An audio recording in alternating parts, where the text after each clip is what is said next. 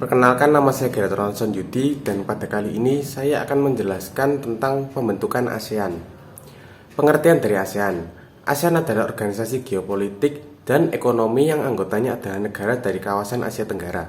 Organisasi ini dibentuk karena adanya keinginan kuat dari para pendiri ASEAN untuk menciptakan kawasan Asia Tenggara yang damai, aman, stabil, dan sejahtera. Kepanjangan dari ASEAN adalah Association of Southeast Asian Nations atau Perhimpunan Bangsa-Bangsa Asia Tenggara. Tujuan dari ASEAN yang pertama itu untuk mempercepat pertumbuhan ekonomi, kemajuan sosial, dan perkembangan budaya.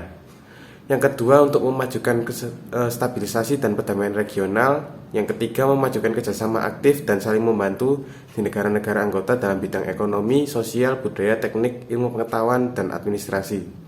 4. Menyediakan bantuan satu sama lain dalam bentuk fasilitas-fasilitas latihan dan penelitian. 5. Kerjasama yang lebih besar dalam bidang pertanian, industri, perdagangan, pengangkutan, komunikasi, serta usaha peningkatan standar kehidupan rakyatnya. 6. Memajukan studi-studi masalah Asia Tenggara. Dan yang terakhir, memelihara dan meningkatkan kerjasama yang bermanfaat dengan organisasi-organisasi regional dan internasional yang ada. Negara-negara anggota ASEAN terdapat Indonesia, Malaysia, Singapura, Filipina, dan Thailand. Nah, 5 negara ini merupakan negara-negara yang menjadi pendiri dari ASEAN.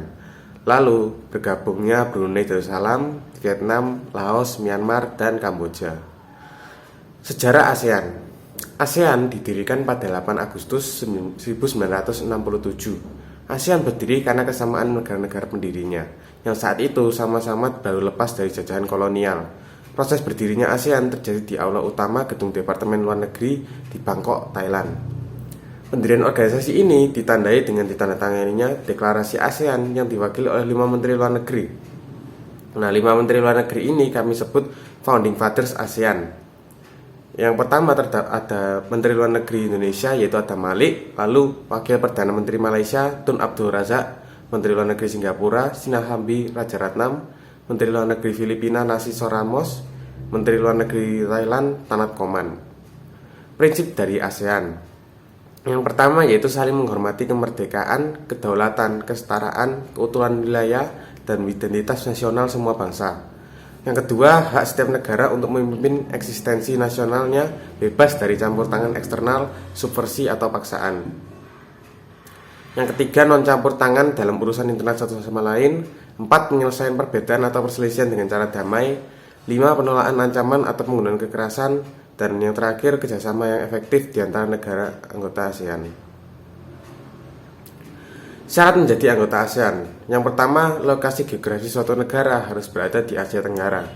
Yang kedua, mendapat pengakuan dari negara lain. Ketiga, menyetujui untuk terikat dan mematuhi ketentuan piagam ASEAN.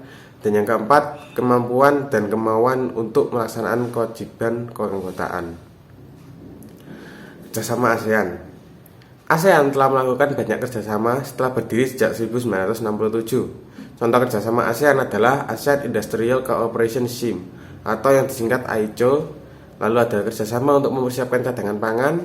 Ada ASEAN Free Trade Area atau disingkat AFTA. Lalu kerjasama dalam bidang pariwisata. Lalu ASEAN Industrial Joint Ventures atau disingkat IJV, dan masih banyak lainnya. Sekian dari presentasi yang telah saya berikan. Bila ada salah kata saya mohon maaf. Sekian dari saya, terima kasih.